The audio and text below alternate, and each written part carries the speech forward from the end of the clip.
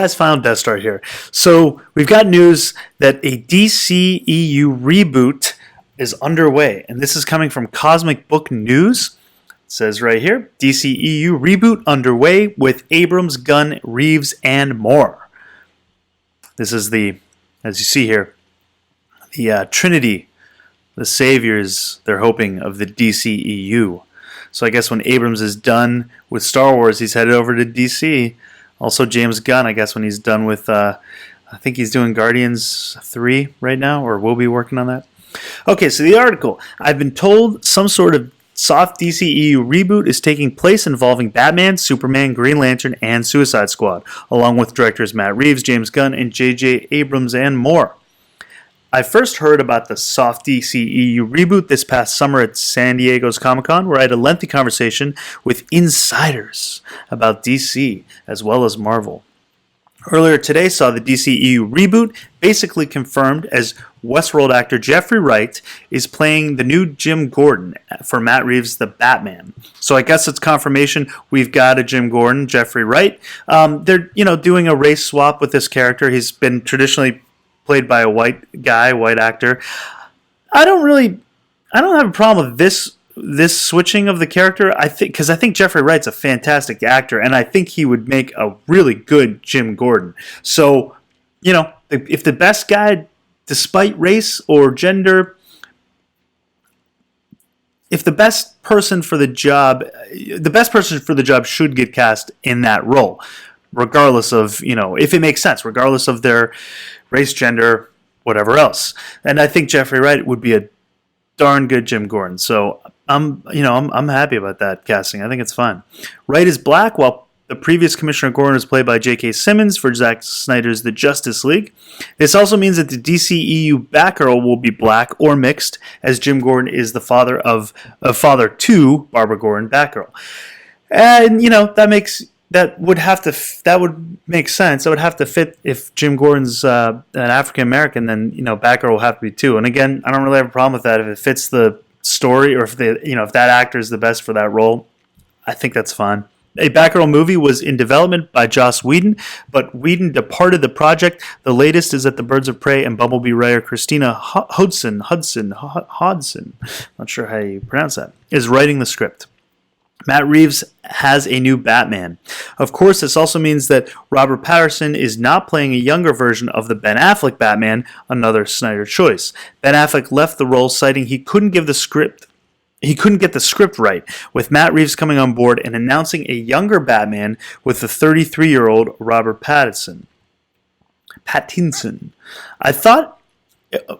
It was thought that Robert Pattinson would be playing the younger version of the Ben Affleck in keeping with the DCEU continuity, but that has all changed with the casting of Wright as Gordon. Reeves is apparently going in some sort of new direction with the Batman, and it has also been said that Reeves is eyeing actors of color for Catwoman and Poison Ivy.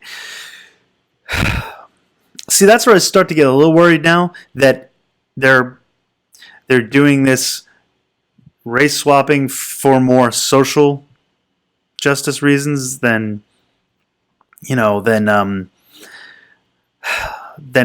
actually hiring the best person for the role. Now, I don't know who there haven't been names yet released for this, so I don't know, if the actress or actresses for both Catwoman and Poison Ivy, I can't really say yet because I don't know who they're looking at or who they're eyeing. Jeffrey Wright, I think, is a good choice for Jim Gordon, so that makes sense.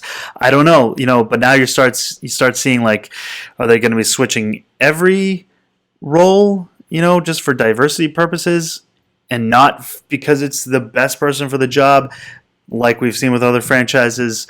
It gets me a little worried, but we'll see what happens. I'm going to wait to see who they end up casting before I make total judgment on that or opinion on that. But, that is 3 roles now that they're looking to switch the race of. So from the classic comic depiction that for, 50, 60 some odd years now, you kind of have ingrained in your mind. But all right, moving along. J.J. Abrams has a new Superman. How this ties into Superman is that I have been told that JJ is going to recast with a younger Superman, meaning that Henry Cavill is out, who again was Zack Snyder's pick to play Man of Steel. J.J. Abrams, who is also best buds with Reeves. I've also been told Abrams is tackling Green Lantern, so eventually we'll see a reboot of the character on the big screen, which follows the 2011 Ryan Reynolds Green Lantern movie, which performed poorly. And there was a rumor that they were going to do Green Lantern Corps, when the DCEU first kind of spawned. They were going to do a Green Lantern Corps movie, so I don't know if they're going to still try to go in line with that, or if it seems like they're kind of trying to reboot everything, although, as we get deeper in this article, it causes a few issues. Insiders filled in that big reason why Abrams signed with WB is that he wants to develop the DC characters. While just a guess from yours truly, I am thinking that J.J. Abrams will be the equivalent of a Kevin Feige, and Abrams paired with Reeves, Gunn, and quite possibly James Wan will be a formidable rival for Disney's Marvel. My Comic-Con insider just told me today that it's pretty impressive what DC has planned. But we've heard that before. Superman and Batman was supposed to be pretty impressive. James Gunn has a mix of Suicide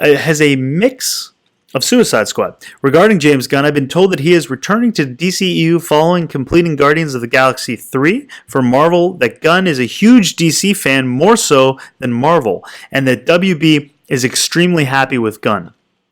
What I found interesting is that James Gunn was recently asked if his Suicide Squad is a sequel or reboot, which saw him reply with a strange answer when he questioned if those were the only two choices, possibly suggesting a soft reboot of some sort is happening.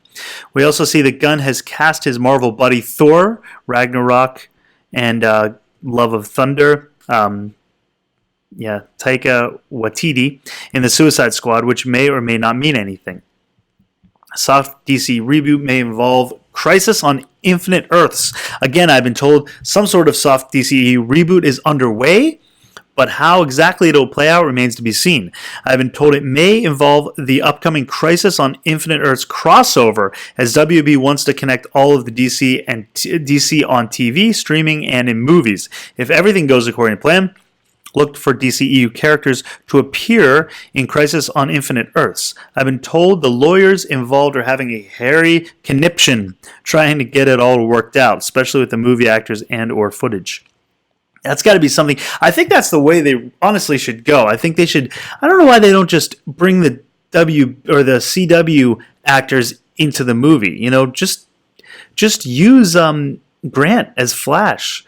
I think that's be a good way for them to. They've already got a good fan base on the CW shows, and they're not bad. They're CW, but they're pretty well done for the most part. I enjoy them. Well, specifically Flash, and I liked Arrow, Supergirl.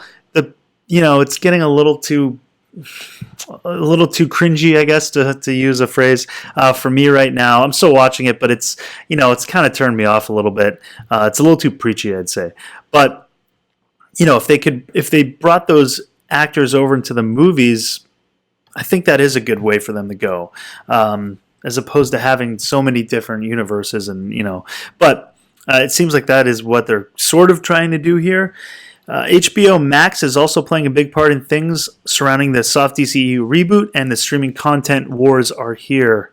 I did a video on that. The stream wars have begun. If you're familiar with the Crisis storyline, we see how a soft DCEU reboot could possibly happen. That would be very interesting to see this Crisis on Infinite Earths on the CW. That's going to be the crossover this coming season.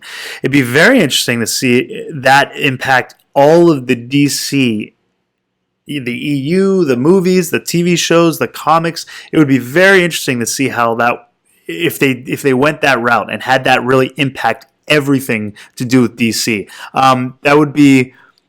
Yeah, that'd be kind of groundbreaking. I mean, Marvel's has tied the TV shows in to a degree, but something like that, which really changed the fabric of the DC universe in general, not just the cinematic, but the comics, that would really be, I think, an impressive feat to accomplish. So they've got their work cut out for them.